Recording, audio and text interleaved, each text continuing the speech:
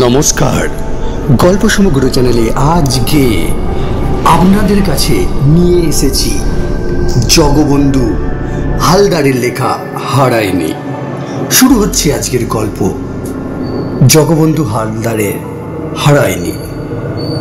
শুরু হচ্ছে আজকের গল্প। হিমঢাকা ছোট্টি হিমালয়ের দুর্গম অঞ্চলে এক তুষারাবৃত স্থানের নাম। এখানে কোনো গ্রাম বা বসতি নেই। পাহাড়ে ঘেরা এটা একটা তুষার ধবল বিস্তীর্ণ সমতল ভূমি। ওখানে একটি মাত্র বাড়ি বরফের মাঠের মধ্যে একা দাঁড়িয়ে আছে। সরকারি বাড়ি, পাথর গেটে তৈরি, এবড়ো খেবড়ো দেওয়াল। কখনো সরকারি লোক এলে কয়েকদিন এখানে থেকে যায়। তারাও এটাকে হিমঢাকা চটি বলে। সরকারি নথিপত্রেও এটার নাম দেওয়া হয়েছে হিমঢাকা চটি। কথিত আছে অতীতে এখানে একটা সরোবর ছিল, সেই সরোবরকেই তীর্থ মানা হতো। তখন তীর্থযাত্রী আসতো, তাই একটা চটিও ছিল এখানে। পরে কোনো এক সময়ে গোটা অঞ্চলটা চিরদিনের জন্য তুষারাবৃত হয়ে যায়। তারপর সে জলাশয়ের কোনো চিহ্নও নেই। সেই থেকে এই পথে কোনো তীর্থযাত্রী আসে না। সেই দিনের সেই চটিও এখন হারিয়ে গেছে। এখনকার হিমঢাকা চটি বলতে ওই সরকারি রেস্ট হাউস। এটা তৈরি হয়েছে 18 বছর আগে। চীনের সঙ্গে ভারতের যুদ্ধ হওয়ার পর এটা গুরুত্ব অনেক বেড়ে গেছে। এই বাড়ির একটা অংশ মিলিটারি চৌকি রূপে ব্যবহৃত হয়েছে এবং সব সময়ের জন্য দুজন সশস্ত্র জওয়ান এখানে মোতায়েন থাকে। বাকি অংশটা থাকে রাজবাহাদুর নামে এক কেয়ারটেকারের তত্ত্বাবধানে। হিমালয়ের বিভিন্ন অঞ্চলে বনবাদারে টহল দিতে দিতে সেদিন রমেশ সামন্ত হাজির হলো এই রেস্ট হাউসে। রমেশবাবু বোটানিক্যাল সার্ভে অফ ইন্ডিয়ার একজন উদ্ভিদ বিশারদ এবং গবেষক। তার এই ভ্রমণের উদ্দেশ্য হিমালয়ের গায়ে নতুন নতুন উদ্ভিদের সন্ধান করা। হিমালয়ে তো শুধু পাথর নয়, সেখানে এক বিশাল উদ্ভিদকুল অবস্থান করছে। দীর্ঘদিন ধরে হিমালয়ের বিভিন্ন অঞ্চল ঘুরে ঘুরে রমেশ সামন্ত যখন হিমঢাকা চটিতে এসে হাজির হলো, তখন সন্ধ্যা নেমে আসছে। পরিচয়পত্র দেখে কেয়ারটেকার রাজবাহাদুর রমেশকে রেস্ট হাউস আশ্রয় দিল। রমেশ দেখল রেস্ট হাউসের ঘরগুলো পার্বত্য গুহার মতো রহস্যময়।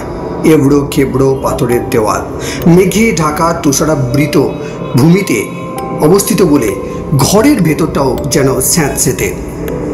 দেওয়ালের পাথরের জোড়গুলোর কোথাও কোথাও শ্যাওলার সবুজ রেখা পড়েছে। ঘরের মধ্যে রাজবাহাদুর একটা বাতি জ্বালিয়ে দিয়ে গেল বটে, কিন্তু তার দুর্বল আলো ঘরের অন্ধকার সম্পূর্ণ দূর করতে পারছে না। আলো, অন্ধকার আর নিস্তব্ধতা তিনে মিলে ঘরের ভেতরটা আরও রহস্যময় করে তুলেছে। রাজবাহাদুর একটা লোটা হাতে এসে শুধালো, বাবু ঠান্ডার মধ্যে দিয়ে এসেছেন, ফায়ার প্লেসে আগুন জ্বালিয়ে দেব, তার আগে এক কাপ চায়ের ব্যবস্থা করতে পারবে রাজবাহাদুর?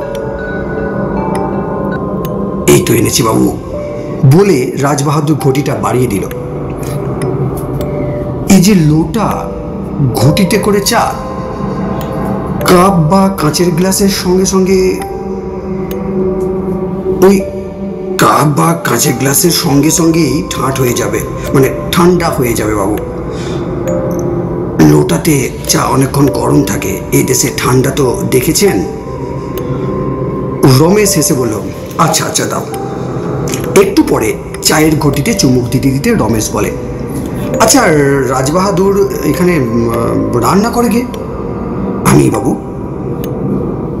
আর তো কাউকে দেখছি না, কোন চৌকিদার নেই? আমি চৌকিদার। সে কি, তুমি কেয়ারটেকার, রাধুনী ঠাকুর, আবার চৌকিদার? আমি সব বাবু। ওদিকের ঘরের ওই মিলিটারি লোক দুটো ছাড়া আমার সঙ্গে এখানে আর কেউ নেই।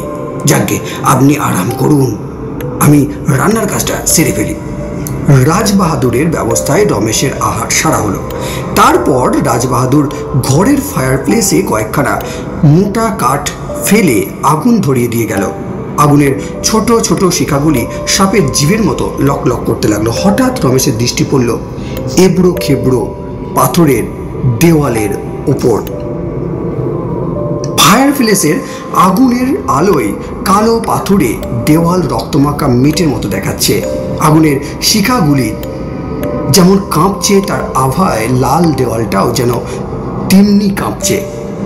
কোনো এক বন্য জন্তুকে কাটলে তার ফিনকি দেওয়ার রক্ত যেমন গুহার দেওয়ালে ছিটকে ছিটিয়ে লেগে যায়, তেমনি এক রক্তমাখা গুহার দেওয়াল মনে হচ্ছে রমেশের সামনে।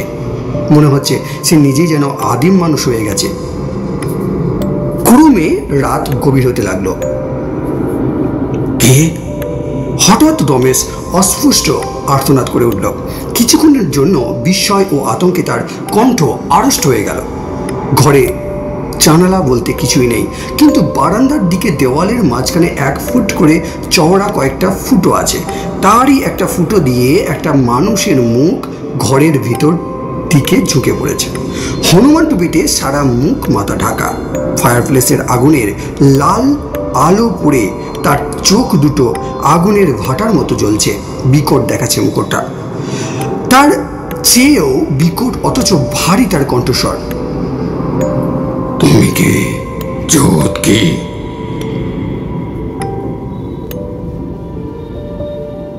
তুমি কে? এই প্রশ্নের জবাব দেওয়া শুধু রমেশ কেন, অনেকের পক্ষে কঠিন, কারণ তার সঙ্গে আর একটা প্রশ্ন জড়িয়ে আছে। ওই যে আগন্তুক, জগৎ কি? প্রশ্ন করেই হনুমান টুপিতে ঢাকা মুখটা অদৃশ্য হয়ে গেল। জবাব পাওয়ার জন্য একটু অপেক্ষা করলো না। ব্যাপারটা কিছুই বুঝলো না রমেশ। এখানে রাজবাহাদুর আর ওই ফৌজি লোক দুটি ছাড়া আর কেউ থাকে না। আশেপাশে কোনো গ্রাম লোকালয়ও নেই। তবে ওই রহস্যজনক মুখটা কার? রমেশ একজন বিজ্ঞানী হয়েও ঘাবড়ে গেল মনে মনে। বেশ ভয় ভয় করতে লাগলো তার। এতদিন পর কি তাকে সত্যি ভূত বিশ্বাস করতে হবে? রমেশ খাটিয়া বিছানা টেনে ফায়ারপ্লেসের কাছে নিয়ে এলো। কাঠগুলো ঠেলে ঠেলে আগুন বাড়িয়ে দিল। তারপর শুয়ে শুয়ে সেই বড় গোলগুলির দিকে এক দৃষ্টে চেয়ে থাকলো অনেকক্ষণ, কিন্তু না, সে মুখটা আর দেখা গেল না। তারপর কখন যেন ঘুমিয়ে পড়ল রমেশ সামন্ত। ভোর রাতেই ঘুম ভেঙে গেল রমেশের। কারণ কে ওই লোকটা? সে প্রশ্ন তার মনে থেকেই গিয়েছিল। এমন তো হতে পারে যে কেউ একজন ঘরের বাইরের বারান্দায় শুয়েছিল এবং এক সময় দেওয়ালের গুলগুলিতে মুখ কেটে রমেশের সঙ্গে কথা বলতে চেয়েছিল। ভোরে ঘুম ভাঙতেই রমেশ ঝটফট বারান্দায় বেরিয়ে এসে দেখে কেউ নেই। রমেশ আর শুতে পারল না। কম্বল মুড়ি দিয়ে বেরিয়ে পড়ল প্রাতঃভ্রমণে। বাইরে বরফ বিছানো প্রান্তরের ওপর দিয়ে চতুর্দিক যেন ঘন কুয়াশার মেঘ কুণ্ডলি পাকিয়ে ঘুরে বেড়াচ্ছে। ওই কুয়াশা ভেদ করে সূর্য উঠবে কিনা তার কোনো ঠিক ঠিকানা নেই। তবু ভোরের রূপলি আলোয় মোটামুটি সবই দেখা যাচ্ছে। রমেশ উদ্ভিদবেত্তা। যে উদ্দেশ্যে সে এসেছে সেটা হলো নতুন নতুন উদ্ভিদের সন্ধান করা, কিন্তু না, এই কোয়েলিকাচ্ছন্ন তুষার ভূমির কোথাও কোথাও কয়েকটি পরিচিত বৃক্ষ ছাড়া কোনো অপরিচিত নতুন উদ্ভিদ তার চোখে পড়ল না। শীতের প্রকোপে একসময় তার চায়ের পিপাসা পেয়ে গেল। সে ফিরে চলল রেস্ট হাউসের দিকে। মনে তার সেই হনুমান টুপির মুখটা ভাসছেই। তবু সারাদিন রমেশ সে সম্বন্ধে রাজবাহাদুরকে কিছু শুধালো না, বরং অপেক্ষা করলো যদি আজ আবার রেস্ট হাউসে সেই মুখটা দেখা যায়। হলেও তাই। রাত গভীর হওয়ায় সঙ্গে সঙ্গে আবার সেই আওয়াজ, তবে কে? জগৎ কি?